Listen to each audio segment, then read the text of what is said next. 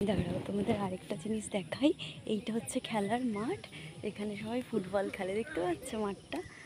ওই যে আমার পেছনে খুব ভালো, মানে ওই পেছনে ওই যে চুল্লি, ওখানে আমি মরে গেলে পুড়িয়ে দেবে শ্মশান ঘাট। আর হচ্ছে এইখানটা দিয়ে আমি নামলাম, ওই যে সিঁড়িটা দিয়ে। এটা একটা বিল্ডিং, সরকারের প্রকল্প। এই দেখো, এইটা মাঠ। আর আর এখানে লাফিং ক্লাবও আছে। লাফিং ক্লাব মানে এখানে দাঁড়িয়ে দাঁড়িয়ে মানুষজন, কয়েকজন বয়স্ক লোক আর কি করে। দেখি এখন যদি থাকে তোমাদের আমি দেখিয়ে দেবো, আর নাহলে সেটা সম্ভব না। এই যে ব্যায়াম করে লোকজন এখানে, যে যার মতো সব গঙ্গা স্নান করতে আসে আর এই সব করে। এই যে বলছে সেলফি তুলছো নাকি, আবার বেশি বলা করা যাবে না। ও খুব সুন্দর, এখানে বট গাছ আছে একটা। হ্যাঁ।